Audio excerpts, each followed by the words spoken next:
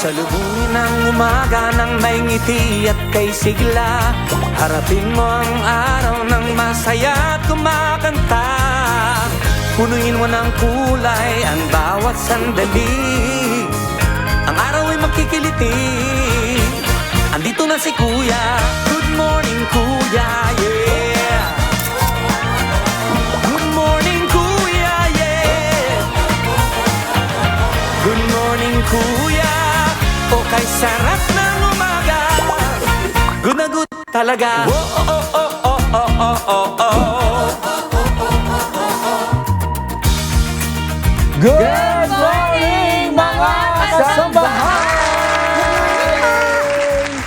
You know, sinusundan. Oh, ngayon ay May 20, Wednesday. Nasa kalagitnaan na tayo ng linggo. And it's time para mas maging productive, para ma-achieve ang ating goals for the whole week.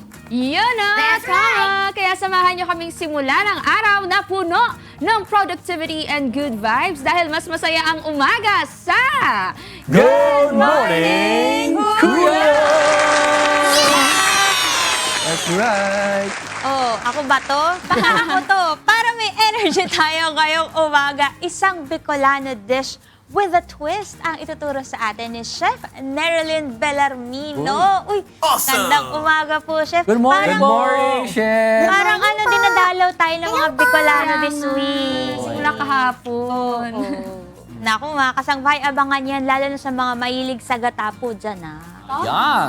O aba, panibagong recipe na naman pala yung matututunan natin for today at nakakatuwa kasi Bicol dish yung matitikman True. nyo. Pero maliban dyan, meron pa tayong aalamin mga kasambahay. Ngayong month of May kasi ay National Cervical Cancer Awareness Month. Kaya para mas maging aware tayo sa sakit na cervical cancer, meron tayong makakasama na isang medical oncologist mamaya.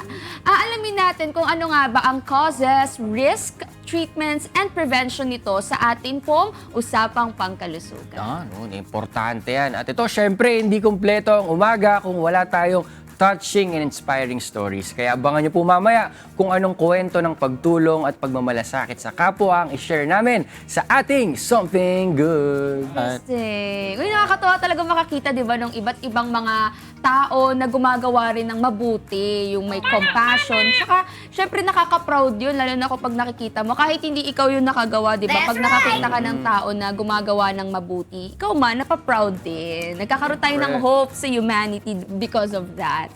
Pero, matanong ko muna kayo, sa anong paraan ba ninyo ipinararamdam o ipinapakita ang malasakit sa kapwa?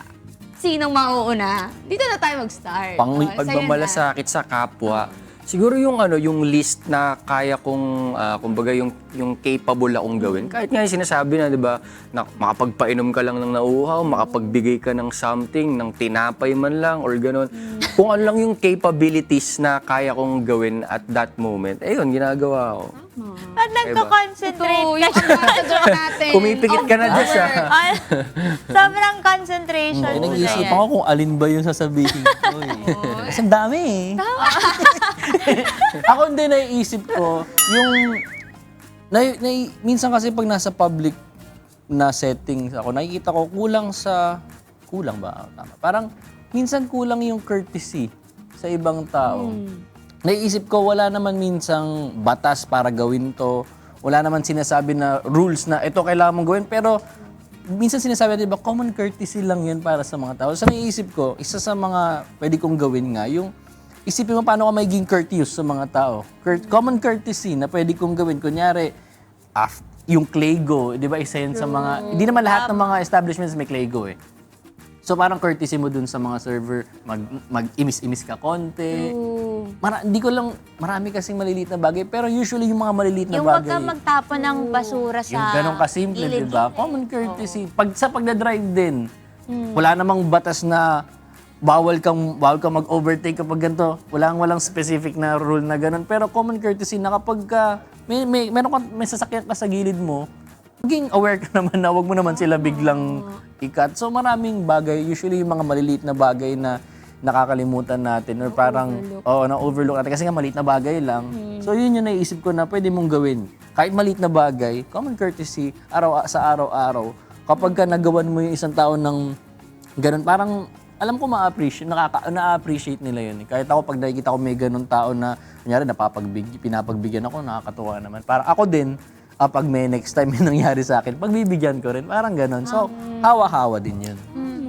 Sino pa? Ako naman yung sa maliit na paraan. Hindi kasi hindi madalas yung halimbawa maglalakad ka tapos palaging mayroon kang mabibigyan ng tulong. Hindi siya yung laging nandyan para sa na opportunity. Pero ako ang madalas ko napapansin, yung maging patient ka sa mga tao sa paligid mo.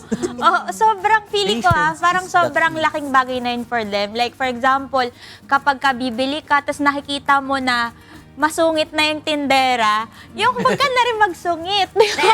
Wag mo na siyang patulan, yung ngiti ka na lang. Kasi hindi mo alam, baka may pinagdadaanan din yung tindera na bibilhan mo, 'di ba? I think dun sa mga ganong paraan, may iwasan yung mas magkaroon pa ng gulo, mas magkaroon pa ng away. Yung mga ganon, yung may sumingit sa'yo sa pila, pagbigyan mo na, hindi ka na yung magtataray na, Oo nga, totoo 'di ba? yan. Less na yung galit, sama ng loob na mararamdaman mo at mararamdaman din ng ibang tao. That's right. Lalo ang init ng Diba? panahon, pag mainit pa yung ulo natin. Sabay-sabay na yan. Sinasabi ko lang. Easy. Sa akin kasi, siguro kung ako, the least na magagawa ko talaga, i-pray for them. Oo, tama yan Oo, pray Tama for naman, them. oo. Actually, kasi bawa pag may ginagawa, lalo na ako, alam niyo naman ako, minsan talaga, Yung pagpipigil talaga eh. eh. Oo, talagang kailangan ko ng concentration para makapagpigil ako sa isang bagay. Tapos yun, nagdadasal na lang ako sa utak ko talaga na sana po, pigilan niyo po ako. Kasi parang may kakawala dito bigla eh. So, hindi pala pray for them. pray for yourself Pray pala. for myself, tsaka pray for them na tumigil ka na. Parang awa mo na, yung gano'n. Mapagpigil yan. Pagtulungan tayo, parang awa mo na.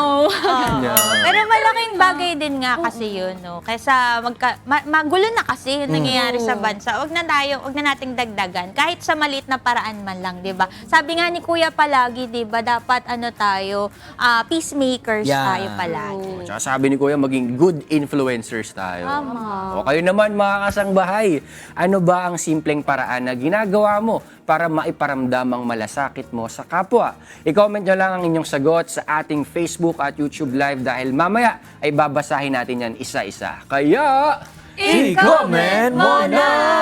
That's right! Para naman sa ating public service update ngayong araw, inilabas na po ng Land Transportation Franchising and Regulatory Board o LTFRB ang listahan ng mga public utility vehicles o PUV operators na hindi pa nakakakuha ng kanilang fuel subsidy.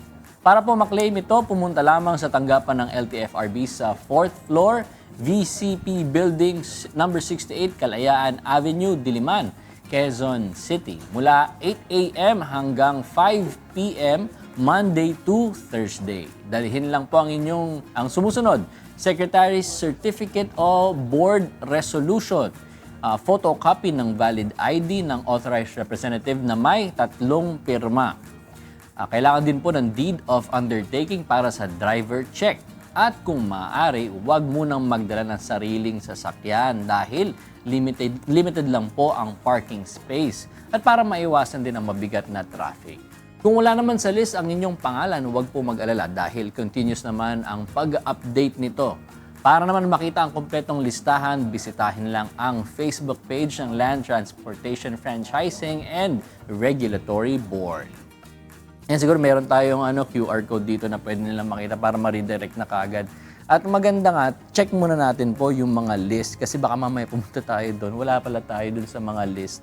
At siguraduhin natin na kumpleto yung ating mga requirements para naman hindi naman sayang yung punta natin. Malaking tulong to kapag ka nabigyan ng fuel subsidies yung ating mga operators o yung mga jeepney drivers natin. Kasi tayo rin makikinabang nito, yung mga commuters din naman hindi lang yung mga drivers natin, pati yung mga empleyadong gumagamit ng mga nagko-commute, sila naman din ng nito, makaka-benefit nito. Yun ayan. Meron naman pong paanyaya sa publiko ang Department of Environment and Natural Resources o DENR. Magsasagawa ang Department of Environment and Natural Resources o DENR ng nationwide simultaneous coastal and underwater clean-up drive. Bukas po yan, araw ng Huwebes, May 21. Open ang pag-volunteer sa diver man o hindi. Sabay-sabay itong gaganapin sa 14 na iba't ibang site sa bansa, kabilang na ang Anilao, Coron, Sarangani Bay at Siargao. Layunin ng activity na ito na makatulong sa pangangalaga ng ating karagatan at mga komunidad dito sa bansa. Kaya para po sa mga gustong maging parte ng volunteers at protectors ng ating marine heritage, mag-register na lang po kayo sa link na makikita sa official Facebook page ng Department of Environment and Natural Resources na @DENR Official. Uy, sa mga nagbabakasyon sa mga area na nabanggit natin na pwede na kayo mag-register dyan. Okay lang naman daw kahit di kayo marunong mag-dive, di ba? O kaya kung marunong kayo mag-dive, wag muna isda ang tingnan nyo, mga basura muna ang kunin natin sa part na ito. Oo. Tumulong muna tayo sa paglilinis ng Yes. ating karagatan para mas ma-enjoy pa natin sa future yung paggamit. Tama. Yan. O, At sige. dahil dyan, Dahil dyan. Dahil Ito, kasi curious na ako. naman. Curious ako sa mga pagkain na hinihanda ni Chef. Yan, Kaya, oh. Yan. titignan ko muna kung ano Mag-prepare ka rin, nangyari. Sige, sige. Sige, at habang papunta si Celine sa ating kusina, shout out naman sa ating mga fur parents na Pasigueño. Meron pang libreng kapon para sa mga male puspin at aspin sa Pasig City. Gaganapin yan sa May 22 at May 29, pero naka-reserve ang May 29 para po sa mga LRB Manggahan residents. Ang mga pwedeng mag-avail nito ay ang mga lalaking puspin at aspin na 8 months to 5 years old, walang sakit at masigla. At syempre, updated at hindi expired ang bakuna. Bago naman po pumunta sa venue, siguraduhin na naka-cage ang alaga at napaliguan at may dalang isang valid ID ang pet owner na nagpapatunay na residente siya ng Pasig. Reminder lang po mga kasambahayan na 1 pet per household per day lang ang allowed na i-register. Para naman sa registration link, bisitahin lang ang Facebook page ng Veterinary Services Department of Pasig City sa @VetServicesPasig. Ayun. Isa-isa lang daw po Libreng no, kapon. ang maaambunan muna per household. So kung sino sa tingin nyo yung nangangailangan talaga sa mga pets ninyo, kung marami kayo mga pets, yun po muna yung pabakunahan natin. Tsaka ano yun, take advantage natin kasi libre, di ba? Tama. Libre ang kapon. At sa Pasig na naman ito ha. Oo, gusto ko talaga mag-migrate dyan sa Pasig. Pero ito naman, para naman sa ating weather outlook ngayong araw. Talagang nalalapit na po tayo sa rainy season dahil may 40% chance of rain dito sa Metro Manila at nasa 26 to 35 degrees ang temperatura. Ganun pa man po, manatili pa ring alerto dahil kahit po maulan na, mainit pa rin ang panahon. Kaya palaging uminom po tayo ng tubig at mag-moisturize kahit patapos na po ang dry season. Kami sa mga nabiktima ng ulan kahapon. Oh. Ang Inabutan kayo? lakas-lakas. Bigla? Oo, pauwi na sana ako. Paglabas kong ganun, bigla siyang bumuhos. Pasok ako ulit dun sa shop, tapos nag-milk tea na. yan. Hintay ka Kasi muna. sobrang lakas ng ulan, hindi kaya talaga na susuungin mo. Tapos ka lang, wala kang dala-dalang kahit na anong payong or cap man lang. Dapat So, ready mga kasambahay, kapag lalabas na ngayon, magdala na ng payong. Unpredictable pa naman. Paulan. O, eto naman. 30% naman ang chance na umulan sa Cebu and 27 to 34 degrees ang temperatura. Magdala tayo ng mga portable fan kung lalabas at magsuot ng preskong damit para safe ka sa init at makaiwas sa heat stroke. Yan ang Yes. problema din pag mainit ang panahon. True. At sa Davao naman, mga kasambahay, aabot sa 25 to 34 degrees ang temperature at 20% lang ang chance of rain. Kaya huwag kalimutang isilong yung ating mga alagang hayo para di po sila mabilad sa araw o mabasa ng ulan. 18 to 26 degrees naman ang lamig sa Baguio City at may 60% chance na umulan dyan. Kaya chill lang at home muna at magbalot ng kumot habang humihigop ng mainit na sabaw to keep safe and warm. Ingat lagi mga kasangbahay. Yun, suminag naman kaninang 5:27 ng umaga ang haring araw at kung hindi nyo naman naabutan yan ay abangan nyo na lang ang sunset mamayang 6:18 ng hapon. Yun. Makagsa-sunset na lang talaga tayo. Oh, teka. Kumustahin naman natin yung ating, hindi na Hindi munting na ito Oo, hindi na siya Malaking munting kusinera. Matangkad na Matangkad kusinera. na kusinera. Si Celine. Hello, Celine. Kamusta? Hello. Kung si Tangkad Ira na yan. yung mundi, ako na yung higanting dito. Higanting Ay, na si lako. Nera. Gating ko Nera. Oo, pero hello ulit sa inyo mga kasambahay dahil nandito ako sa kusina. Dahil chinecheck ko kasi ang presyo ng mga pangunahing bilihin sa mga palengke dito sa Metro Manila bago tayo magluto ngayong araw. At ito na, ihanda nyo na ang inyong ballpen at papel at ilista nyo na kung ano mga kailangan yung ipamalengke ngayon. Dahil sa bantay presyo po ng Department of Agriculture as of May 19, 2026, narito na po ang listahan ng ating mga bilihin. Para po sa bigas, ang imported po na rice ay nasa 42 pesos to 70 pesos per kilo. Ang local rice naman po ay nasa 35 to 65 pesos kada kilo. Para naman po sa karne ng baka, 380 pesos to 580 pesos kada kilo. Sa mga isda po, meron tayong tilapia, 140 pesos to 170 pesos kada kilo. Sa maggugulay naman po ngayong araw, ang repolyo ay 35 pesos to 100 pesos kada kilo. Ang carrots ay 90 pesos to 180 pesos kada kilo. Ang sayote ay 50 pesos to 100 pesos kada kilo. At ang bell pepper po ay 180 to 350 pesos kada kilo. At ang lettuce ay 180 to 350 pesos kada kilo. Para naman po sa ibang spices natin tulad ng bawang, 400 pesos kada kilo po yan. Ang pulang sibuyas ay 55 to 150 pesos kada kilo. At ang puting sibuyas ay 50 pesos to 120 pesos kada kilo. Sa sili naman po, 80 pesos to 180 pesos kada kilo at ang luya ay 100 pesos to 200 pesos kada kilo. Sa iba pang commodities tulad ng sugar, ang sugar po na puti ay 65 pesos to 90 pesos kada kilo. Ang itlog naman, ay bumaba na ang presyo, nagbalik na sa 5 piso. No? Siguro yung pinakamaliit ito na size, 5 pesos to 14 pesos kada piraso. At ang cooking oil po natin ay 70 pesos to 190 pesos kada litro. O ayan mga kasangbahay, may mga tumaas ng konti ang presyo pero may bumaba din naman. Budget na lang natin mabuti para makasapat sa pangangailangan po natin ngayong araw. At para naman turuan tayo ng kanyang flavorful seafood recipe. Eto, tawagin na natin ang owner ng Neri Cucinera Eatery, the one and only Chef Nerilyn O. Bellarmino. Good morning, Chef! Hello po, good morning. Chef, bato po tayo sa ating kumakasalbahay. Ay, hello po, magandang umaga po sa inyo. Nandito po ang inyong Chef Neri Cusinera sa Good Morning Kuya. Ayun! Naku, hello po sa mga kumakain dyan sa Nery's Cucineras Eatery. Yun po, wala po muna ang inyong chef dyan. Kasi Oo nandito nga. ako ngayon kay Kuya, kay Good Opo. Morning Kuya. Kami Mamaya muna. kita-kita Kami tayo. muna ang papakainin ni Chef ngayong umaga. Pero mamaya, Chef, di ba babalik naman kayo Ay, dyan? opo, opo. Ayan. Mamaya nandyan na po ako sa Hintayin atin. niyo po si Chef. Pero Chef, ngayong umaga po, ano po ba ang dish natin for today? Ang dish natin for today is lutong Bicol po to, yung tinumok na laing. Oh. Ito po yung specialty ng mga Bicolana. Oh, Bicolana pala kayo, Chef. Yes Doon po. po talaga kayo pinanganak? Yes po, Ay, doon opo, talaga. marunong po kayo mag-Bicol? Yes po. Uy, nice. Hindi po ako marunong, Chef. Pero mahilig po ako sa mga ginatagata. Opo, Ganyan. opo. Chef, matanong ko lang, ano po ba ibig sabihin ng term na tinumok?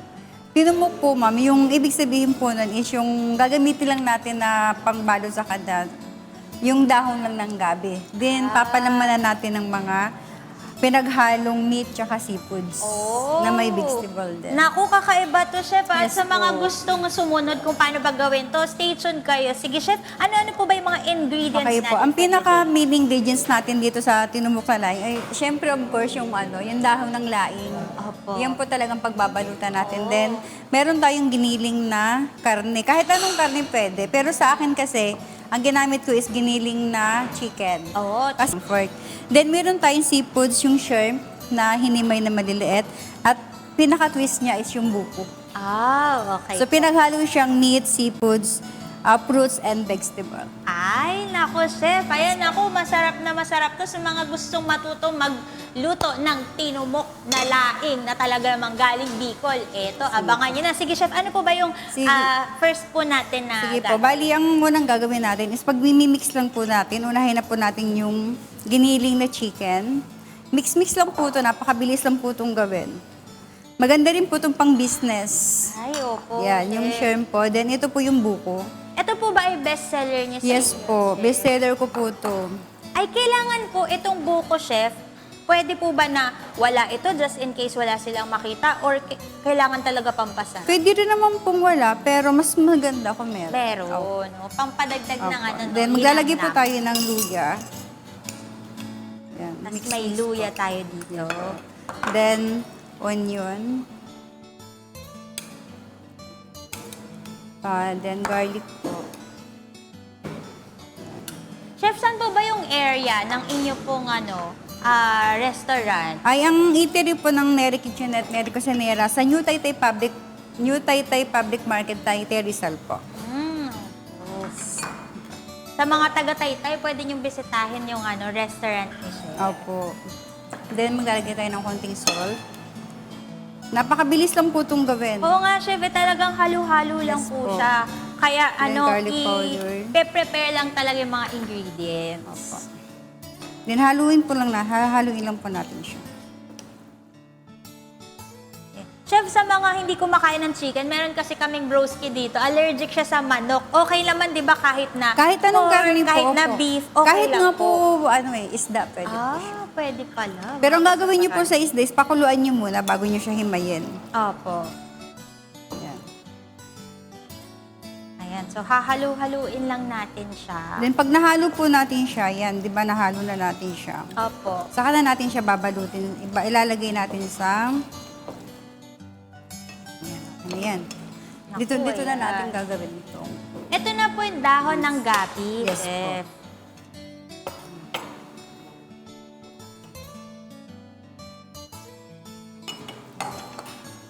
Gaano po karami ang ipapalaman natin dito, Chef? Depende po kung gusto niyo ng medyo malaki or gusto niyo yung tamang-tama lang para pang business. Pero pang family naman, pwede po siyang medyo lakihan natin. Chef, sa business, paano po ito binibenta? Ilang piraso po yung pwede po nating ilagay sa isang serving para po mas malaki ang kita ng ating mga magtitinda? Pag nag-business tayo, ginawa natin itong business, ang gawin po natin is yung kukuha tayo ng measurement. Para same po yung takal, same din yung laki. At yung syempre, titiyakin natin na syempre yung kikita din tayo. Yung sapat na sapat lang talaga ng mga kasangbahay. Kaya hindi talaga madali mag-business, kailangan pag-aaralan. Opo. No? Tapos pwede din kayo mag-consult Ilalagay sa po mga natin chef dito natin sa dito. pan. Tapos direct na po siya, chef, na ilalagay sa kawali. Yes po. Tapos mamaya po, after na nailagay na natin ito lahat, saka naman ulit mag-a-add tayo ng ingredients para ano. Ang dali lang pala nito, chef. Yes po, napakabilis lang po ito. Opo. Ano po ito, chef? Ito po Ay, ito po nilagay yung po. lemongrass po. Kailangan merong tangla. Yes. Pasi po para pang tanggal lang sa din po din sa ano. Ay, balik po. Chef, kailan po kayo natuto magluto? Ito po ba pangarap niyo simula bata kayo? Yes po. Bali, nag-aral po ako ng culinary. Opo. Then, marami po akong pinag-trainingan ng mga cooking seminar. Opo. Nag-TESDA po ako. Opo. Kaya, tapos nag-training din po ako sa halal foods. Opo. Opo. Ayan. Kaya sa mga gusto magluto ng mga kasangbahay, halimbawa hindi nyo po kaya na mag-enroll sa mga culinary school, meron tayong TESDA, di ba, Chef? Yes po. Malaking tulong po talaga yun po. Opo. Meron silang cookery na course na ino-offer. Tapos libre lang ito sa TESDA. Tapos pwede na rin kayong mag-apply ng NC2 na certification para after nito, pwede na kayong mag-apply sa iba't ibang mga restaurant o kaya sa ibang bansa. No? Kasi po kapag nag-graduate ka po sa TESDA, tapos mag-apply ka, acceptable po talaga yung pinag-aralan mo doon, yung Tama. pinag-trainingan mo doon. At saka hindi kayo mag-iisip na, ay wala akong budget pang paaral ko. Naku, kasi libre lang po sa test. Opo, libre lang po talaga sa test. May allowance pa po. Ayan, opo. At May saka, 160 ka pang opo, allowance. nabalitaan ko nga na sa TESDA, after mong graduate, meron pa silang bibigay sa'yo na Yes mga, po. ano pang simula mo. Like for example, kung nag-aral po kayo ng baking, right after your course, bibigyan nila kayo ng oven. So Yes. makakapagsimula ka na agad, hindi kayo matetenga, ay kasi yung natutunan ko, di ko ma-apply, wala kaming gamit. Sila din po yung magpo-provide ng mga pangangailangan po ninyo. Ubusin na natin to kasi. Ayan, sige para po, chef. Hanggat may dahon. minsan hindi ako nakakagawa nito kasi yung dahon ng laing, minsan mahirap din po hanapin. Opo. Opo. So, depende rin po pala talaga, no, ang paghahanap talaga Opo, ng minsan ino-order ingredient. ko pa po to sa mga manggugulay na Opo. deliveran ako ng dahon ng laing. Hindi pala common ang dahon Opo. ng laing. Kasi usually po sa palengke kasi ginagayat na po nila to. Opo. Napakabilis lang itong gawin, tsaka malaki po ang kita dito. Opo. Kasi yung mga ingredients natin, mumura lang talaga sa Simple palengke. lang. Opo. Hindi tayo gagamit ng maraming mga gulay-gulay. Opo. Tsaka iba to, chef, dun sa alam ko na laing. Kasi yung alam ko na laing, chef, yung dahon lang. Opo, marami diba po kasi pwedeng gawin sa laing, ma'am. Pwede natin gawing ginataan na as in dahon lang tsaka yung katawan niya. Pwede Opo. pong ganito. Tapos meron pa po itong isa pa, yung pinatuyo. Kailangan mong patutuyuin mo muna yung dahon niya hanggang mag-dry. Oh, ito pala ibig sabihin ng tinumok, Opo, mga yan. kasangbahay, no? Meron Yan po, siyang balot Yes po. at laman sa Bali, nailagay na po natin yan. Ang gagawin natin, ilalagay din natin itong mga para hindi lang yung lobang masarap, pati labas. pati labas. Siyempre, dapat isang unang kagat, masarap agad. Ayan, ako. Ilalagay na natin ito para At kayang-kayang gawin to ng mga nanay sa bahay, ha? Opo. Pero, yun nga lang, hanap muna po kayo ng dahon ng gabi para magawa niyo po sa inyong mga sa mga probinsya, madali lang po yun kasi nasa tabi-tabi lang. Pero pag dito po sa city, lalo na po dito sa syudad, mahirap po hanapin. Oo nga, dito sa Maynila, kailangan talaga susuyurin niyo yung palengke para makakita kayo ng dahon ng gabi. Diba?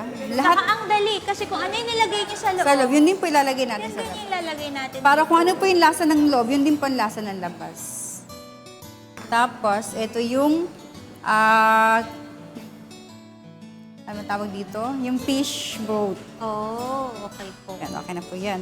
Tapos, saka natin ito ilalagay na Gata. gata. Oh, so kahit hindi pa nakabukas yung apoy, chef, Hindi ilalagay po, na opo. po siya agad. Ito po bang gata, chef? Di ba may Kakanggata po yan? po siya, opo. Yung unang piga, Opo. tsaka pangalawang piga. Tsaka pinakaano din po dyan, yung sabaw ng buko, gagamitin pa rin natin siya dito. Opo. Yan. So, instead of water, sabaw ng buko po yung gagamitin natin. Naku, mas malinamnam yan ngayon, mga Yes. kasambahay. Sarap Tapos kaya ito ng pong sabaw. sili natin is optional. Kung gusto niyo po ng medium ng maanghang, pwede tayong maglagay ng sili. Yung Para iba sa mga kasi- Bicolano, Opo, masarap yung iba ang- kasi ayaw ng maanghang. So pwede na natin itong sindihan. Chef, mga gaano po katagal po ito pakukuluan at paano po namin sorry. malalaman na Tama ba ako? Pa-help na. Ayan. Sige po, chef. Ayan, papatulong po tayo. Katulong tayo. Ayan.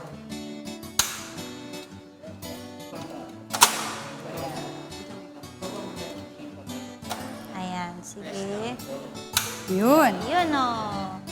Chef, gaano po ito Nangingilala. katagal para malaman po natin kung luto na po yung ating Ang gagawin kasi natin sa unang salang natin dito is patutuyain muna natin yan. Pag okay po. opo, kailangan matuyo po muna siya din. Pag natuyo po siya, maglalagay po tayo ulit ng another gata. Oh, okay, Opo. chef. Ano po ang purpose? Bakit kailangan matuyo po yung sabaw natin?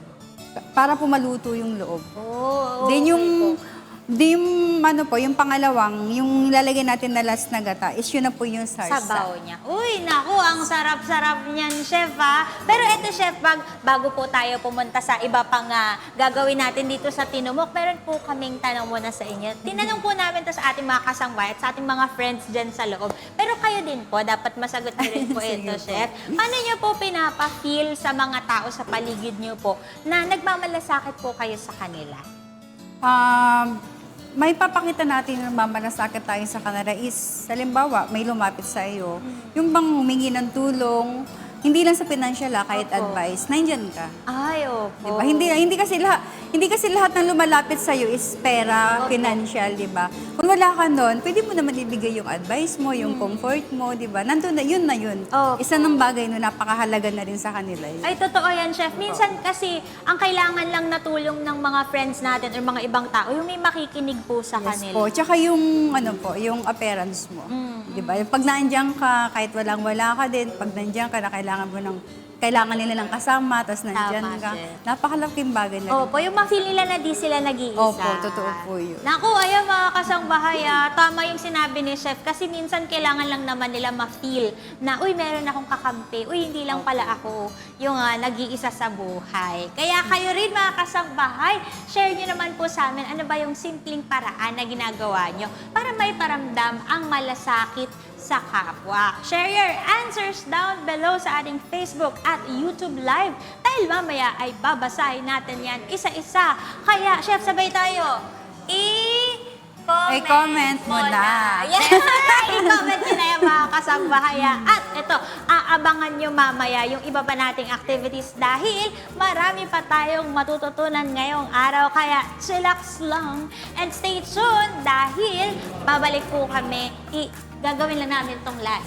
Balik kayo.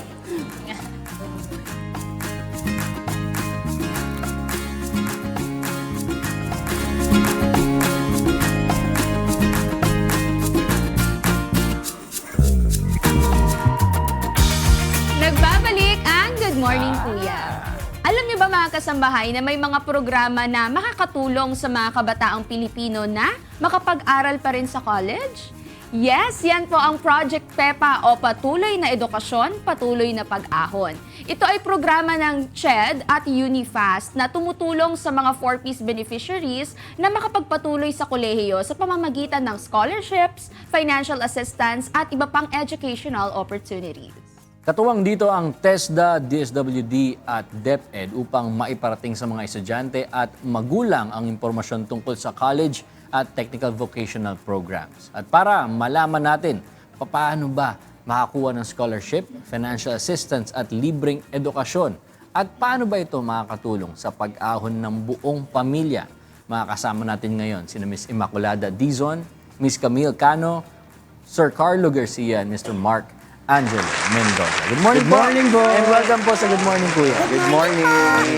Maraming pong salamat sa pagbisita sa aming programa. Pero bago po lahat, bati po muna kayo sa mga nanonood sa atin ngayon. Sige po, go ahead po.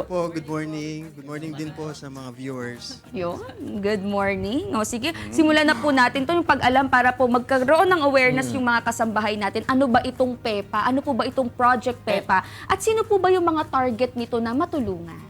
So, yes, good morning again to everyone. Ang Project PEPA, or as you've mentioned a while ago, ito ay ang patuloy na edukasyon, patuloy na pag-ahon. At isa ito sa initiative ng Commission on Higher Education together with UniFast na naglalayon na matulungan ang ating mga 4Ps or yung mga beneficiaries po ng 4Ps. Ito po yung tinatawag Pantawid Pamilyang Pilipino Program beneficiaries.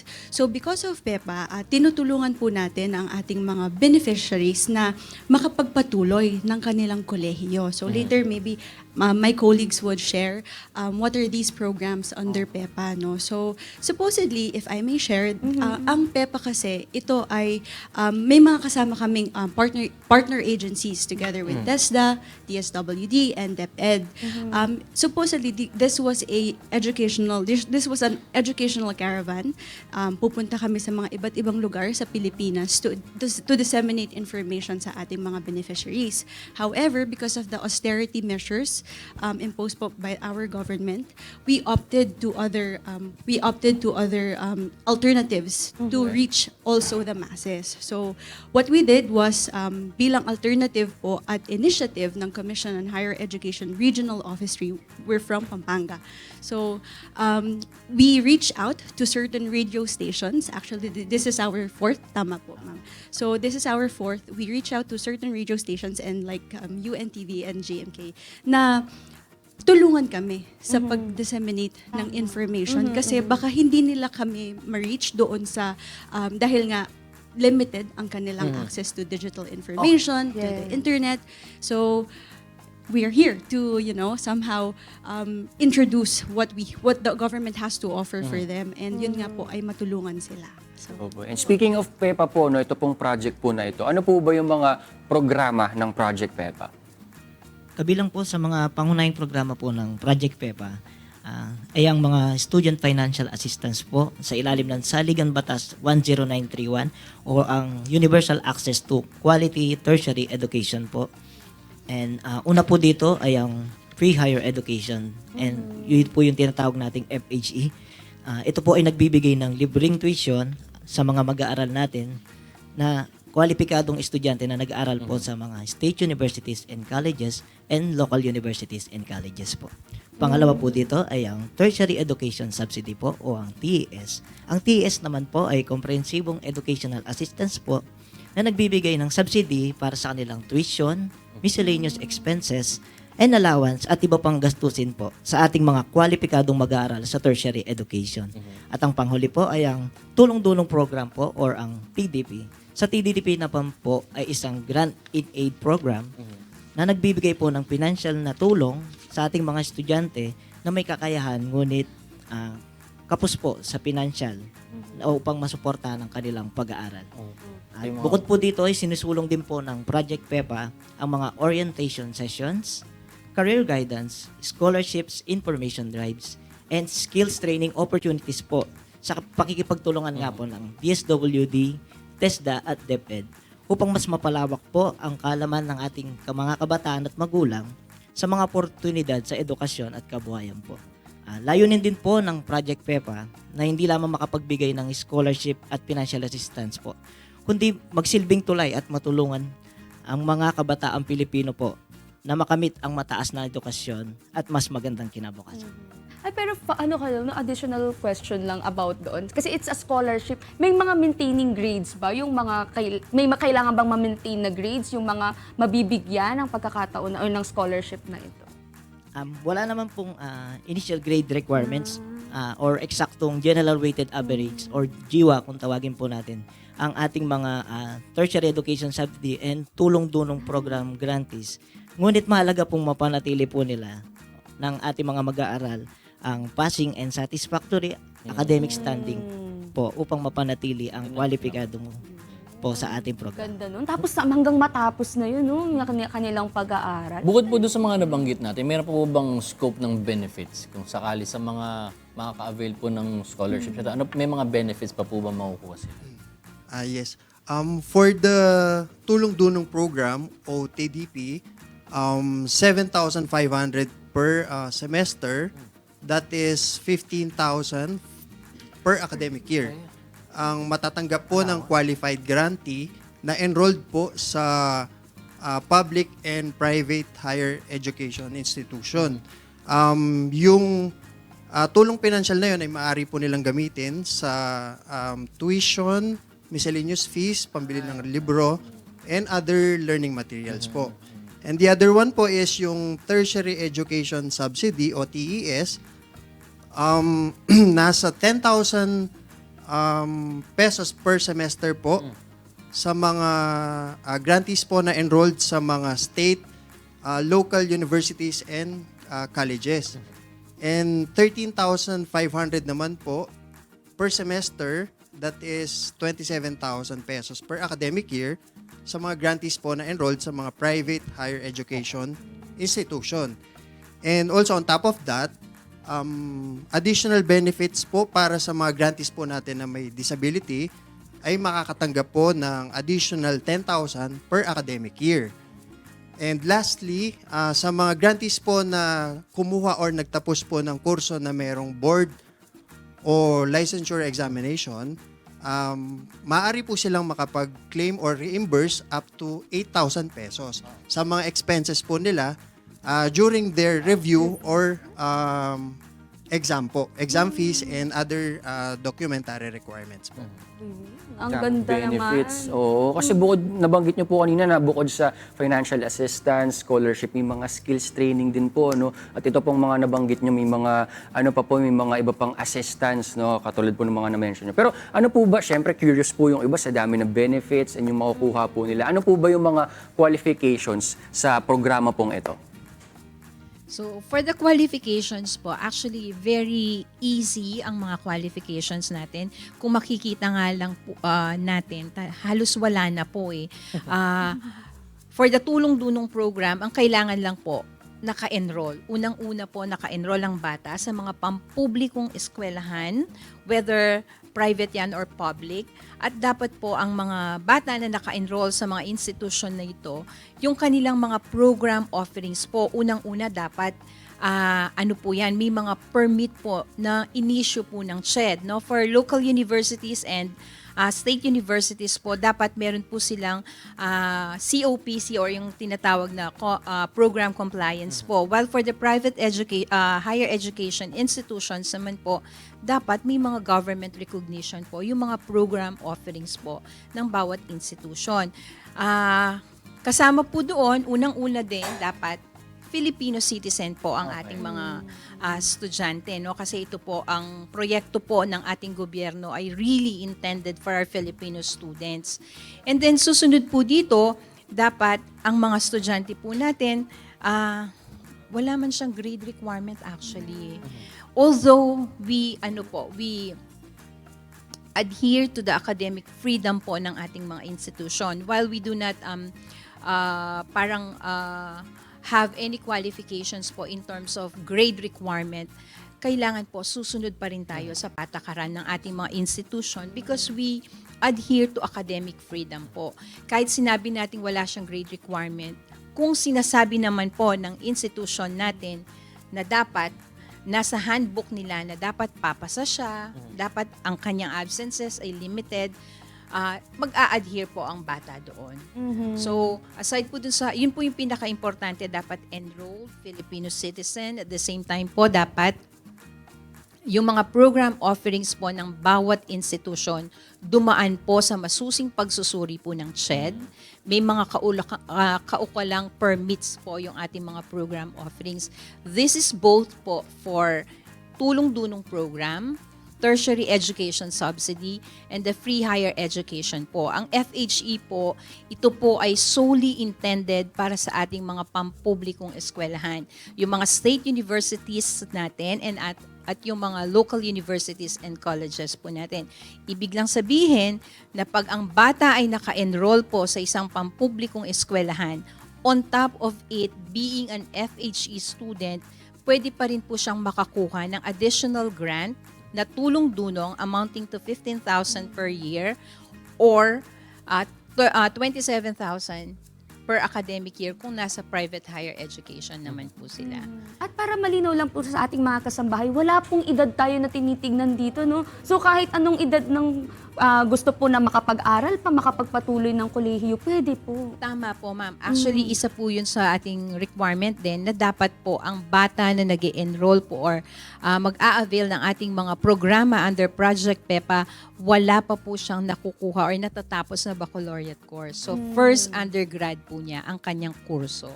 Okay. So, pwede siya sa mga returnees, pwede siya sa mga nag-stop at gustong bumalik, pwede rin po siya sa actually, ang Project PEPA is solely intended for our 4Ps beneficiaries. Kasi po, we believe that through education po, yung cycle of poverty, ma-break po yun. Once na kahit isa lang po muna ang makatapos sa kanilang mga pamilya. Curious lang po ako, pwede po ba malaman kung meron po ba tayong allotted na slots lang? Kasi baka mamaya iba hindi sila ma-encourage mag-fill out ng forms nila kasi baka mamaya wala nang slots for them. Meron po ba tayong, kumbaga kaya po ba natin i-cater talaga sila, lahat? Actually po, sa slots po, we do prioritization po nung ating mga programa po. For TDP po or tulong-dunong, ito po ay open sa lahat. Although, ang pag-a-apply po nito, dadaan po siya sa ating mga scholarship coordinators po ng bawat institution. Kasi bawat school po, meron po tayong kaantabay na scholarship coordinator. For the tertiary education subsidy naman po or the TES, ito po ay dumadaan sa prioritization. Una po sa prioritization natin, ito yung ating mga nasa listahanan, updated listahanan po, na kung saan talaan po ito ng ating mga poorest of the poor na nanggaling po sa DSWD. Kasunod po, second priority po, ito po yung nasa 4Ps beneficiaries po. And then yung pangatlo, ito po yung mga talagang estudyante na walang-wala, na wala sa priority 1, wala sa priority 2. Meron po kasi tayong tinatawag na private no-sook look. Ibig sabihin, may mga institution po tayo na within the municipality, walang malapit na state university or walang malapit na local university. So, and again po, lahat naman po ng programa ng ating gobyerno ay subject po sa ating fund availability. Ayun. Gusto ko rin po malaman kung ano po yung mga schools, universities, or college na partner po ng ating programa. Lahat CHED accredited schools lang po ba ang kasama po na pwede nilang pasukan?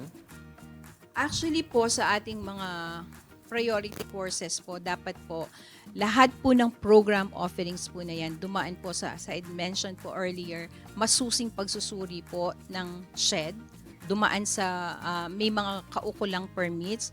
Although, meron din po tayo, dahil antabay din po natin ng TESDA, just in case po ang estudyante ay hindi susulong sa higher education at gusto niya po ng technical vocational course, they could also do that po. Alright, maraming salamat po.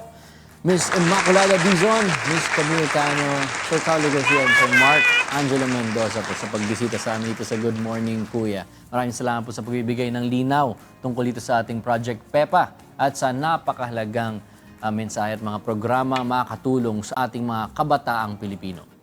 Para naman sa ating mga masisipag na estudyante, kaya niyo yan, guys. Good luck and keep on learning. Again, maraming salamat po sa inyong pagbisita po sa amin. At yun po, maraming salamat po. At ito, balikan naman natin si Celine. Kamusta na ang ating breakfast dyan? Ano bang update sa ating almusal? Celine? Uy, grabe, sobrang bango ng niluluto ni Chef. Kung kayo talaga maaamoy niyo dito, parang magugutom na talaga kayo. Parang makakakain tayo ng mga isang palangganang kanin. Ganun talaga karami. Pero Chef, eto, kanina po, pinapakuluan na natin tong ating tinumok na laing. Yes, ano na ba ang update dito, Chef? Ayan, bali natuyo na po yung una nating nilagay na gata kanina. So, pwede na nating isunod tong final na gata. Ito yung tinatawag natin na kakanggata. So, pwede na natin siyang ilagay. Ayan. Tapos ito, Chef, pagkalagay natin nito, isang kulo na Yes lang. po, isang kulo na lang to. Parang ito kasi magsisilbing creamy. Opo. Magiging creamy po yung ating tinumok na laing. Ayan. Tapos po, ang tip ko lang po, kapag nagluluto tayo ng laing, kahit anong klaseng luto ng laing is, kailangan po is hindi natin laging hahaluin. Oh. Kasi kapag ginahalo yung laing, kumakate. Oh, yun pala po yun. May Yes. sinasabi kasi minsan, Chef, Kaya yung parang mga... ano lang. Opo, yung mga kumakain na, ay parang makati yung Opo, dahon. yan. Dahil pala halo ng halo. So, wag niyo pong hahaluin ang laing mga kasangbahay. Ayan. Konting kulo na lang po to, tapos ayan, creamy na siya. Ayan, ang ganda na nga po ng color niya, Chef. At saka sobrang bango mga kasangbahay. Pero bukod dito sa tinumok na laing, meron pang inihanda sa atin si Chef na iba pang dish. Chef, ano po ba itong iba niyo Yes, pong meron po inihanda? tayong, dahil mura ang gulay ngayon, mura ang eggplant. Ayan, nagawa tayo ng binagoong ang eggplant. Ay, wow. Ayan. Pwede pala yan, Chef, no? Parang alternative kung walang budget, pambili ng karne, talong lang pwede yes po, na. opo, pwede na po yan. At meron tayo ditong pancit canton na more and vegetable po. Kasi kung ano po, yung another business ko po kasi is, meron po sa akong business na online, Neri Cusinera Pancit Bilao Food Ay, Package. opo. So, pwede po sila mag-order. Yes po, pwede po sila mag-order sa akin, Neri Cusinera Pancit Bilao Package. Ayan. Pwede silang mag-chat to PM or tumawag. Ayan, ako tingnan at screenshot niyo po sa ating screen para alam Yes niyo po po. kung saan kayo order at makita niyo po din sila sa kanilang mga social media accounts dahil saktong-sakto, maraming gagraduate ngayon, Chef, Ay, no? opo. At kung ayaw niyo na magluto sa mga bahay-bahay niyo o kaya nag-aanap kayo ng ng murang panghanda sa graduation, pwede na kayong umorder dito. Ano kila rin po Chef. ako, isa rin po ako ang chef on hire, na pwede po ako, halimbawa, fiesta, baptist, birthday, na kahit anong okasyon po na gusto nyo magluto sa mismong bahay nyo, pwede din po ako doon. Opo, naku, Chef. For sure, meron pong mga kukontak po sa inyo dyan. Kaya po, i-flash natin sa ating screen ang contacts ni Chef. Ayan, makikita niyo po. Chef, saan nga po ulit located yung inyo pong restaurant? Bali po ang aking Neri Cucinera Eatery is Building A, Block 4, is 1253 and 54, New Taytay Public Market. At meron din po akong page, Neri Cucinera Pansit Bilao Package, Food Package. Ayan, ako screenshot nyo na yun, pati yung kanilang contact number para makontak nyo na si Chef. Ayan, mga kasangbahay. Pwede na po i-check na to. natin at i-plate na natin yung ating tinumok na laing. Pwede na natin. So, pwede na tayo mag-plating. Yun, Pwede na naku. natin siyang i-plate. Kuha lang tayo ng isa. So, pwede na natin itong patayin. Ayan, sige po, Chef. Patayin na natin ito. Ay, sorry. Ayan. Ito na lang. So, kuha tayo ng Kuha isa, tayo Chef, no? ng isa. At ang isang piraso is good for 1 serving na to, Chef. Good for 1 serving po to, pero pwede, malaki po yung pagkakagawa ko ngayon dahil hindi naman to pang benta. So, good po. Pwede pong sharing na po to, ma'am. Pwede talaga itong gawin sa bahay. Para makita natin yung loob. Yan, bubuksan ni Chef. Bubuksan natin yung loob.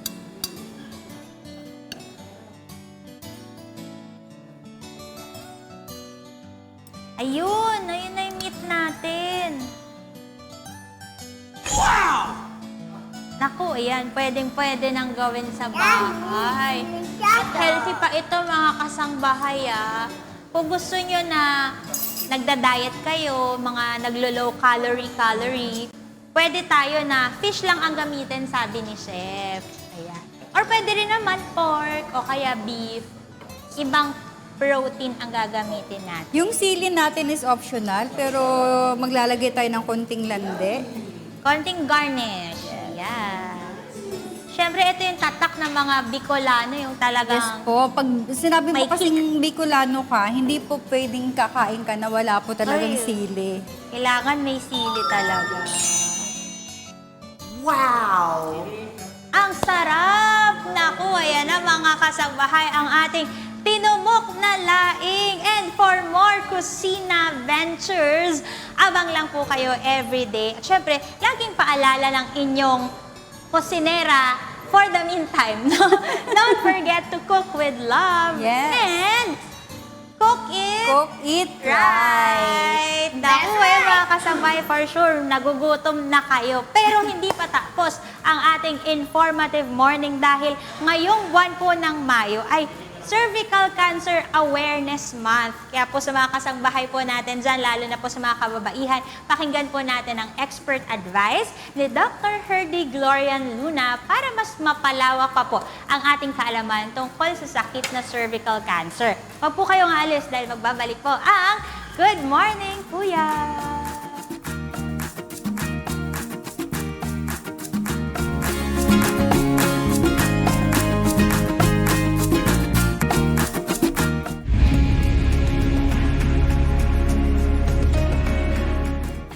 Nagbabalik ang Good Morning, Kuya! Ang oras po natin ngayon ay 7:35 na ng umaga at oras na para sa ating Usapang Pangkalusugan. Yes, mga kasangbahay, alam nyo ba na mahigit 7,800 new cases of cervical cancer ang nadadiagnose kada taon dito sa Pilipinas. Mahigit 4,000 kababaihan naman ang namamatay taon-taon dahil sa cervical cancer. Ayon po yan sa PhilHealth, Kaya naman itinuturing ang sakit na ito bilang pangalawa sa pinaka-nakamamatay na uri ng cancer na tumatama po sa mga kababaihan. At para bigyan tayo ng mahalagang impormasyon para maiwasan ang sakit na ito, kasama natin ngayon si Dr. Herdy Glorian Luna, isang medical oncologist. Good morning, Doc. Good morning. Welcome back. Thank you So, very kumati much. po kayo sa ating mga viewers. Ay, maganda umaga po sa kanilang lahat. Ayan. Doc, nabanggit po kanina na hindi pala rare or uncommon yung ganitong uri ng cancer kasi madami po yung bilang na 4,000 na death po natin dahil po sa ganitong uri ng cancer. Paano po ba nalalaman ng isang babae kung meron po siyang ganitong uri ng sakit? Alright. So, yung cervical cancer, ito ay yung kwelyo ng matres, no? So, ito po, pagka nagkakaroon ng abnormal growth, pwede pong bumukol at may tendency mula sa cervix or kwelyo ng matres, pwede siya kumalat sa ibang parte ng katawan. Sa mga unang phases yugto nito, yung mga maliliit pa yung bukol, pwedeng wala pang sintomas. Pero pagka nag-a-advance siya, lumalaki yung bukol, tapos pumupunta sa ibang organs, nagkakaroon po ng mga sintomas. Merong iba po, abnormal bleeding, sakit dito sa pelvic area.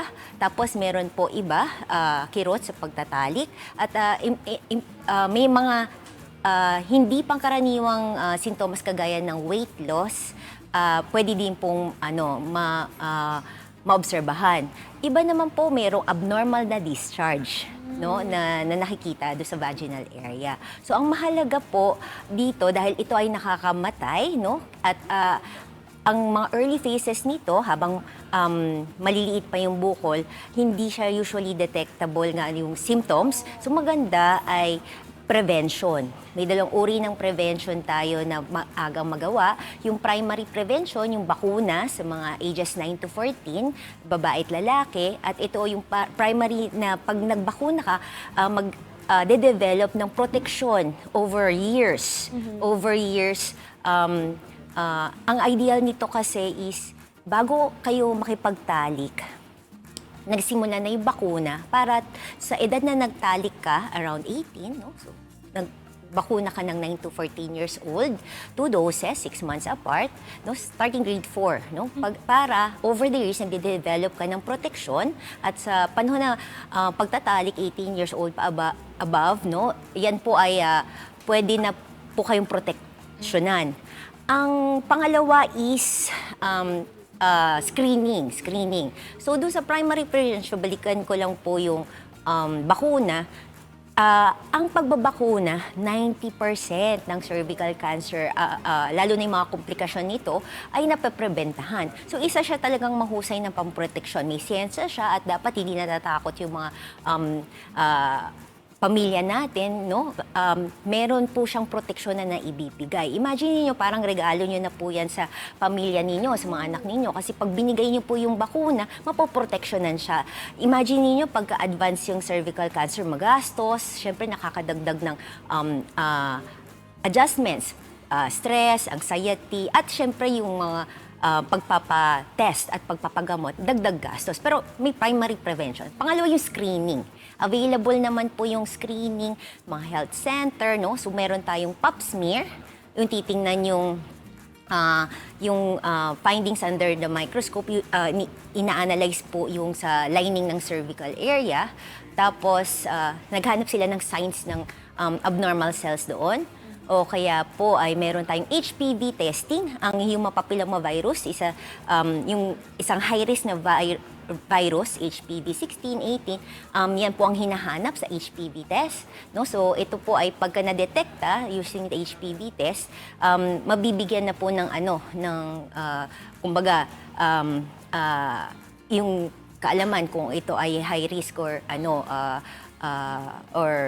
low risk, no? Tapos, last but not the least, meron din tayong kombinasyon ng HPV test at saka ng pap smear. Yan po yung mga pang-prevention. At pagka nasi-screen po, no, kahit walang sintomas, ang cervical cancer screen ay nakakapagdetekta ng mga pre-cancer lesions na maagang pwedeng matugunan, no? Minsan agad-agad na pong nabibigyan ng gamot, no? Para hindi pa to kumakalat at hindi magastos. At wala din pong komplikasyon ng katulad ng advanced na cancer. Opo. Doc, ano naman po yung mga early warning signs na pwedeng makita ng isang babae para alam niya po kung ano pong nangyayari sa katawan niya at alam niya din kung kailan po siya magpapatingin sa doktor? Or mas mabuti po ba ng isang babae na nagkaroon na po ng sexual contact, dapat po ba meron na silang regular na check-up sa mga OBGYN? So meron po yung sinabi ko kanina, primary prevention, yung bakuna. So mahusay po siya, yung pagproteksyon proteksyon ng bakuna before po ng sexual intercourse, no? Number 2, screening, no? Pero ang tanong niyo po kanina ay, ano po ba yung mga sintomas, no? So, bleeding, abnormal na bleeding, abnormal na vaginal discharge, no? Tapos meron din pong kirot sa pagtatalik o kaya dito sa pelvic area sa likod, at saka syempre weight loss, at ang pinakaano sa lahat ay yung mga komplikasyon ng karating organs. Kunyari, pumunta po siya sa nearby organs. Yung din pong nearby organs, pwede din po magkaroon. So kumakalat po din po pala yun sa ibang organs, nakalapit po sa cervix. Correct. Apa. Pero, Doc, anong edad yung dapat nagbabantay na talaga tayo, meron na tayong regular screening na ginagawa para ma-check if may cervical cancer ang isang Na usually 21 to 65 years old, no? So kaya nahikayat na magkaroon ng pap smear na Annually yan, Doc? Annually po ba? depende sa findings, no? Kunyari sa pap smear, may high risk, may low risk. Yung mga low risk naman po pwedeng every 3 years. So, oo. So, depende doon sa findings na makikita doon sa screening test. Doon po nire-recommenda yung susunod na na monitoring at saka Doc, meron po bang mga tao na mataas po ang risk sa ganitong uri ng cancer? Ito po ba ay namamana kapag halimbawa ang magulang ko ay ito yung kinamatay? Ako din po ba ay magiging high risk na po sa pagkakaroon ng ganitong uri ng cancer? So, karamihan po ng source ng cervical cancer ay dahil sa sexually transmitted infection na tinatawag na human papilloma virus. So, ito po ay skin-to-skin contact, no, genital contact, no. So, natatransfer po yung virus, no. So, ang pinaka high risk po ay yung merong unhealthy sexual habits, multiple sexual partners, yung nag-start na po ng sexual intercourse ng murang edad, yung bata talaga. Tapos at the same time, yung mga individual na merong mababang immune system. Ano po yung nagpapababa ng immune system? Merong coexisting na HIV or AIDS, tumatanggap po ng mga gamot na immunosuppressant. Tapos meron din po yung iba sa paninigarilyo, no? Kapag po naninigarilyo, mas at risk din po dito sa cervical cancer. At ang iba naman po ay mga kombinasyon po ng merong other infection, kagaya ng chlamydial infection. Meron din po na oral contraceptives, at last but not the least, yung family history na sinasabi. Bagamat mababa naman po, pero andun pa rin yung risk na kapag mayroong family history ng cancer, may chance din po na namamana yung risk na yun.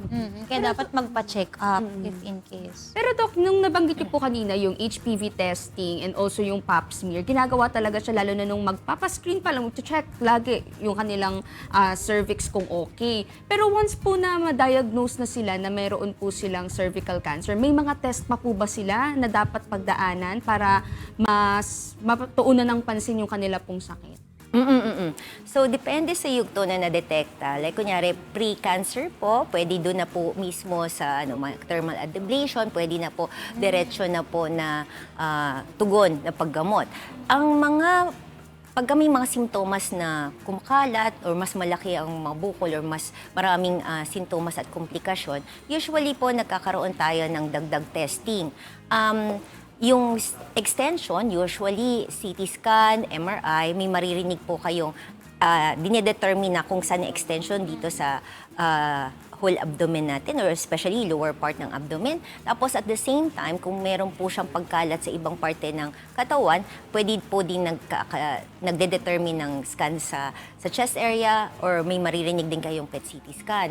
Yan po yung sa extension. Pero ang para malaman kung ano pong tipo ng cervical tumor, biopsy po, kaya meron din po mga surgical approach para malaman kung ano yung laman ng bukol. Opo. So, yan po yung mga testing, sama-sama po siyang ginagawa, no, para klaro po kung ano po yung lagay ng pasyente at saka po kung paano po paghahandaan yung treatment recommendations. Dok, kapag po ang isang babae ay na-detect or na-diagnose na meron po isang cervical cancer, gaano po kalaki ang chance na masusurvive niya po yung ganitong uri ng cancer? Automatic po ba kapag ka na-detect, mas malaki na po yung chance na ay hindi na magagamot? Or mas okay po ba kapag na-detect po ito na mas maaga? Tama po kayo dyan. Pag na-detect ng mas maaga po, usually hindi pa komplikado ang mga sitwasyon, maliit lang yung bukol, o kaya po ay simple ang mga gamutan, no? So, karaniwan sa mga gamutan, yung mga localized treatment kagaya ng surgery, no? Pero pagka kumakalat na po siya, usually kombinasyon na po siya ng treatment approach, no? Meron na pong option ng mas malaking surgery o kaya po ay chemoradiation pagka locally advanced na po siya. At saka, syempre po pag kumalat sa ibang parte ng katawan, no, meron na pong mga anti-cancer systemic treatment, yung magagamot po mula ulo hanggang paa. So kasama na po dyan yung mga chemotherapy.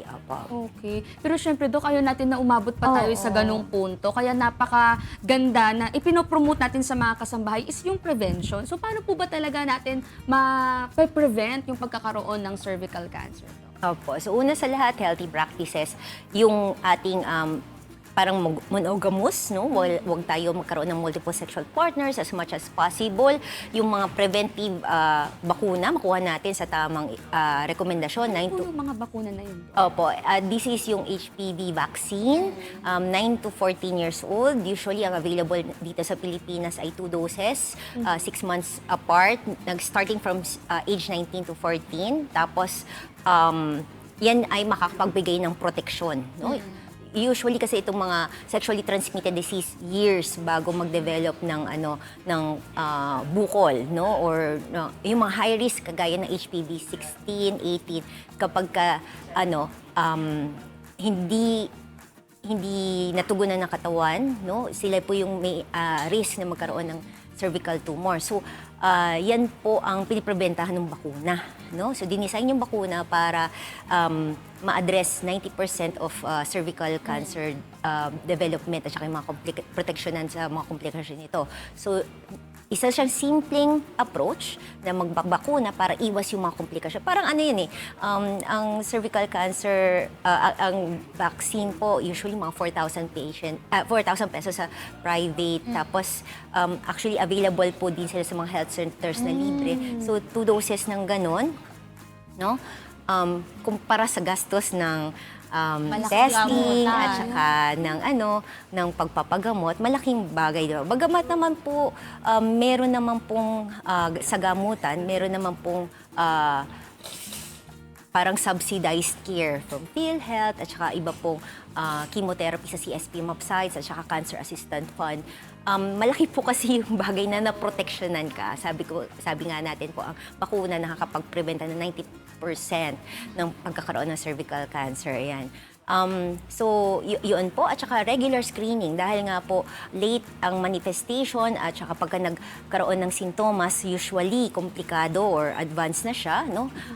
Kaya importante yung nasi-screen. Habang nagde-develop pa ng very, very small, no? Kaya limitado, nade-detekta na. Kahit pre-invasive pa siya, pre-cancer pa siya, naaagapan na at natutugunan na. Ako, ayan, Doc. Sige po sa mga kasangbahay po natin na gusto pong magpa-check up at magpa-screen na po sa inyo, Doc. Saan po ba nila po kayo pwedeng puntahan? Ang Philippine Cancer Society po ay nasa sa San Rafael, Manila, no? Tapos ang iyong likod naman po ay nasa National Kidney Transplant Institute. Ang mga libreng bakuna ay nasa health center po, makipag-ugnayan po sa inyong doctors po sa health center.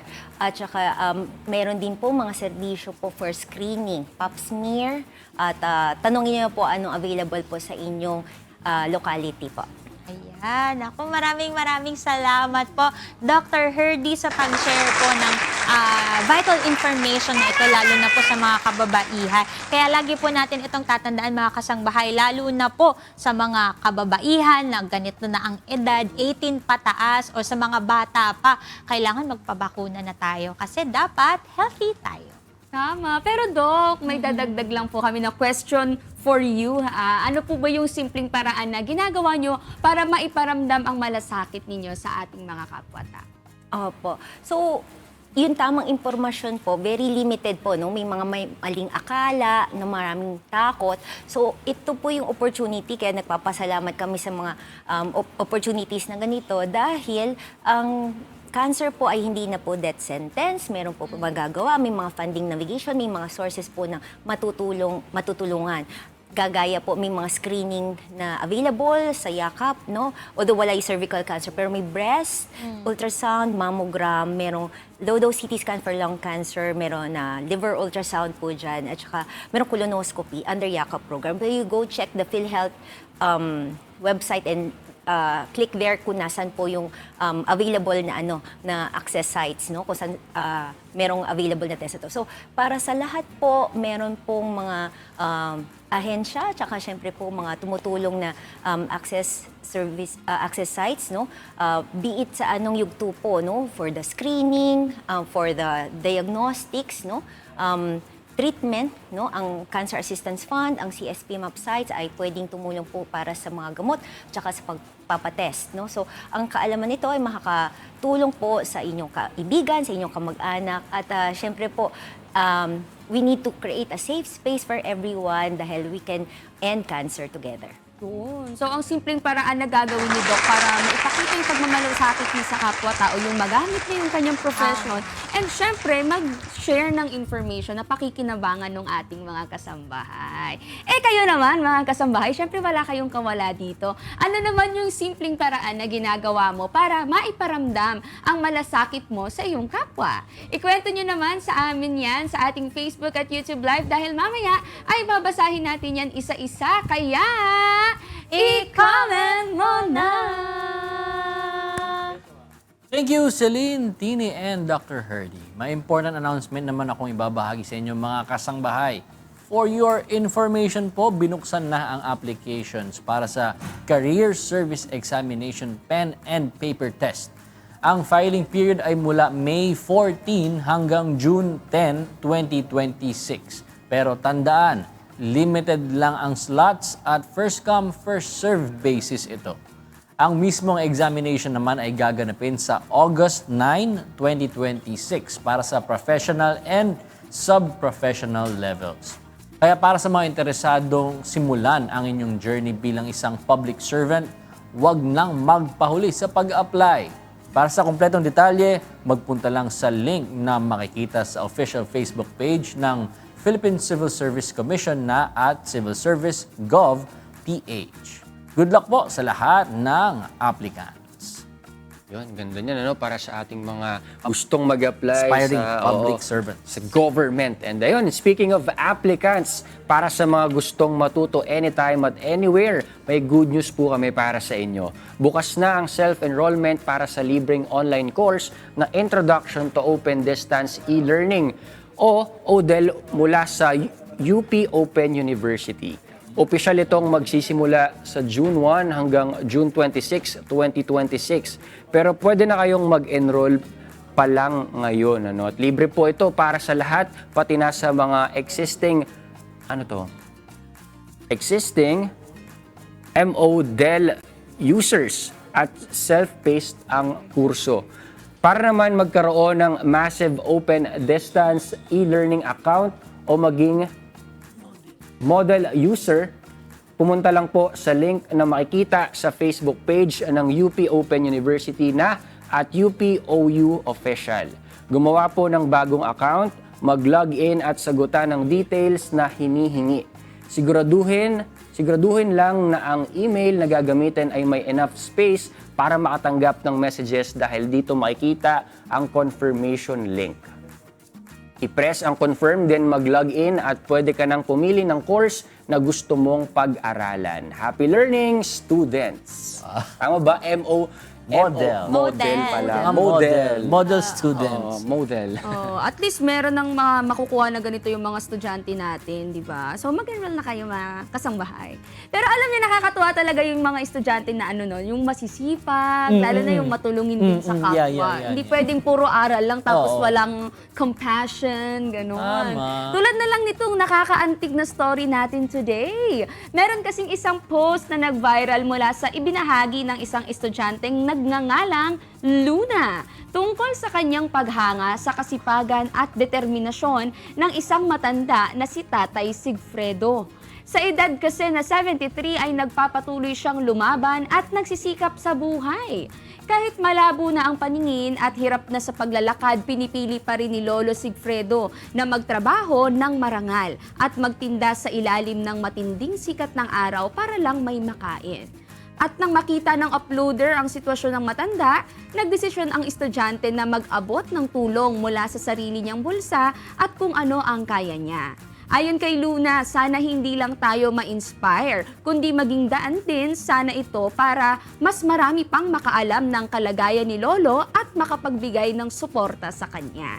Wala man daw maibalik na pera o material na bagay si Lolo Sigfredo, isang taus-pusong panalangin naman ang ibibigay ng matanda para sa mga taong tumulong sa kanya na gaya ni Luna. At dahil nag-viral ang post ng uploader na si Luna, maraming netizens din ang nagbigay ng tulong para sa matanda. Saludo naman kami dito sa Good Morning Kuya sa mabuting ginawa ni Luna at ng lahat ng netizens na nagkaisa para tumulong kay Tatay Sigfredo na talagang masasabi nating Something good! Ganun, yun ang power ng social media, di ba? To do good. Kasi minsan, nakukulangan na tayo sa paglabas-labas minsan siguro, no? Tapos pagtingin sa mga nakapaligid sa atin at mas madalas na tayo nakatutok sa ating mga phone. So yung makakita tayo ng ganito, nababalik tayo nun sa reality na, ay, ang dami nating pwedeng magawa para makakaroon ng pagbabago sa mundo. Tama. Tsaka ito yung ito yung best way to use social media, no? Yung mag-spread tayo ng kindness, makatulong din sa mga tao na nangangailangan. Kasi ang galing nga niyan, magugulat ka na lang magsabi, saan po makikita si tatay? Magsisend po kami ng Gcash pangtulong number na sa daw, kanya, di ba? Kaya sana marami pa tayong ganyang makita dito sa social media. O, bukod dyan, i-shoutout muna natin ang lahat ng nakatune in ngayon sa ating YouTube and Facebook account. Kanina tinanong natin sila kung ano ang simpleng paraan na ginagawa nila para maiparamdam ang kanilang malasakit sa kapwa. At narito po ang ilan sa kanilang naging sagot. Galing kay James Darrell Manlapas, para sa akin, ang simpleng paraan para maiparamdam ang malasakit sa kapwa ay ang taos-pusong pakikinig at pagbibigay ng tulong nang walang hinihintay na kapalit at paggalang sa kapwa. Tamang sabi naman ni Ayla, yung simpleng pangangamusta po. Kahit po na hindi ko palaging nakakasama ay kinukumusta ko para kung meron man po akong maiaalok na tulong, kung kaya ko naman ay i-share ko. Very good. Ito naman, sabi ni John Kenneth Alano, ang ginagawa ko para maiparamdam ko na may malasakit ako sa kapwa ay tinutulungan ko sila sa pamamagitan ng pagkain o kung anong meron ako dahil ako ay maawain na tao. Saludo kami sa iyo, John Kenneth Alano. Ang galing-galing mo dyan. At ito, ang dami nating natutunan ngayong araw. Pero syempre, meron pa kayong mga abangan bukas, mga kasangbahay. Ano nga ba yun, Tini? Oo, kaya para sa ating mga cat owners dyan, mapili ba sa pagkain ang alaga nyo? O mag-tune in na kayo bukas, samahan nyo kami dahil aalamin natin kung paano sila makakakain ng mas marami at mas healthy. Yes, and of course, meron din tayong important medical tips para hindi lang ang pets ang healthy. Kasi pangit naman, healthy yung pet mo, tapos ikaw may sakit ka, di ba? Kaya dapat healthy din tayo. Pati ang owner. Pati ang pet owner. Oh, sagot na daw ni Ira yung tasty meal natin. Yan! Yan nakalagay na. Yay! Pero secret muna daw kung sino ang chef na magtuturo sa atin ng kanyang special recipe. Kaya balik kayo bukas to find out, mga kasangbahay. Come back tomorrow kasi come back din ni Ira tomorrow. Yes, magkakambak. Sinabi na natin. Sana naman. Hindi, sinabi na natin ngayon, hindi na pwede, sinabi ko na eh. Wala tayong magagawa. Pinangalanan mo na eh, Oo. no? At syempre, para naman updated kayo, huwag kalimutang mag-follow and subscribe sa UNTV News and Rescue at sa Good Morning Kuya official accounts. Follow, like, share, and subscribe, mga kasangbahay. Uy, patiin natin si Hi Kuya! Good morning po. And syempre kay ate, kay Mami Beth, and kay Daddy Dan. Good morning po. Apo, Morning po sa tingnan inyo. niyo po, behave po ako. Behave po, okay po. At syempre, shoutout natin si Chef Nerlin Bellarmino sa kusina. Chef, maraming salamat po. Bati po kayo, Chef, kung meron po kayong gustong i-shoutout this morning. Ayan, sige po. Maraming salamat po sa pagbigyan nyo ng opportunity sa akin na makapag-guest dito sa Good morning, Kuya. Thank you very much po. At binabati ko po muna ang aking anak na magagraduate po sa May 27. Cum laude po siya, kaya super proud mom po ang chef niyo. Happy graduation, anak. See you very soon kasi pauwi ako ng Bicol on Monday para mag-attend na kanyang graduation. At sa lahat po ng customer ko dyan sa New Taytay Public Market, mamaya nandiyan na po at pagluluto ko na po kayo. Thank you so much po. Alright, maraming salamat po, Chef. At ako naman po ang babate. Binabati ko lang ng good morning ang aking mami, si Mami Virgie Miranda. Good morning. Binabara si Angel Pat, Ria, Angel Marcel. Yun, ang galing mo. Yeah. Bilis, And ha? Good morning din po sa Morph Aesthetics where beautiful transformation awaits sa mga nangangailangan ng skin services. Punta lang po kayo dyan at i-visit ang branches sa Malolos, Marilao, Quezon City, and San Jose del Monte. At i-follow nyo lang po ang kanilang social media accounts. Thank you, Miss Caroline Doble and the rest of the team. Transform to a better you with Morph Aesthetics. Good morning sa aking Mamsi. Hello, Hey, Mamsi. Thank you rin po sa DV Dental Clinic and Dental Laboratory. Located sila dyan sa Gate 3, Barangay Fort Bonifacio, Taguig City. At meron din po silang branch sa May Shaw Boulevard, katabi lang ng Star Mall Shaw, Mandaluyong City. So may mga ino-offer po sila gaya ng dental lab, sa kanilang dental laboratory like prosthodontics, may dentures, and etc. Nag-o-offer din po sila ng orthodontics and general dentistry. Good morning sa lahat ng staff ng DV Dental. Pwede niyo po silang kontakin sa 0997-903-9330 or kaya i-visit nyo sila sa kanilang Facebook page at DV Dental Clinic and Dental Laboratory. Good morning! Good morning. Aba na na. Ulinan ko eh. Aba. Parang lumagpas, Oo, ha? extended ka. Isa na namang makabuluhang umaga ang ating naihatid this Wednesday morning. And we look forward na makasama kayo ulit bukas sa ating informative and interesting activities. Kaya, see you again tomorrow dahil mas masaya ang umaga sa Good Morning, Kuya! Ayun pala. Morning, Kuya!